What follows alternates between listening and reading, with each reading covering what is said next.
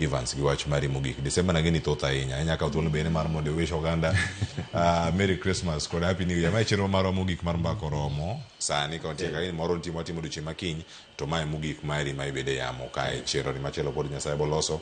Kinde mabiro, kinde gik mamoko bende mapod ntiere kar kae. En wede mantie book launch koso book mane mantie bele ka kinde mantiere. Agoero kamano ahinya Cleo, an koro an gi iluongo ni reading and signing. Nuria Bookstore. Mano tich abich en Friday, don't know. Tarik 19. Tarik 19 chakre saa 10 nyaka saa 1 otieno. Koro ke oganda nyalo chopo kanyo. Atingo Christmas moko be matindo mago yo piny Finland. Kidwa bilo tam moro moa Finland be arwako oganda te mondo wabi wanyakre une book ni andike en stocha kaka nadak Kenya ka. Kinde mana kale gi kaka ne maisha en mawuok kama dhi. Koro en story maber. Minot be wan go en gi buge. En bobro bet kanyo. Wabro somo gino. Koro arwako ganda te ahinya.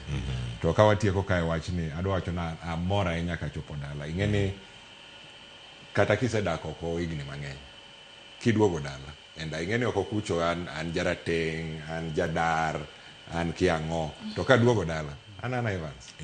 Anana Evans. Onge identity moro kendo mano ti. To mano mora kabisa ka chopo ka kenda mor kabisa ka anyalo wacho dhowa, anyalo biro kama wach dhowa. Eneno ka asedak higa mabiro bro bet higni 20 oko. To ka wuok Kenya ka dholuona ne tin molosani. Koro agoero kamano mokwongo ne Nyasaye kendo agoero kamano kuom nafas maseyudo wanyalo gogo twak mondo wawuog oganda. To adwa kwa oganda teni kaka ne ng'ato wacho yamo kanyo ni Yesu emano nyuol. Koro terri mos. Januar pod biro. Kamano. Januar pod biro. Agoero kamano ahinya. Ero kamano ahinya. Eve, antiere iri mondo ayud wach mogik. Ka wadhi chamo tam chieng' tich abich. Mana Christmas ko antiere kar ka watieko. Adwa ka usani mondo mukwongo ago ni Ramogiro kamano mondo gipar jomatindo mondo gikete conversation ni wawish jo Kenya Happy Christmas ma ging'e ndara sani jito mang'eny ging'e ndara ne nyithindo yudhe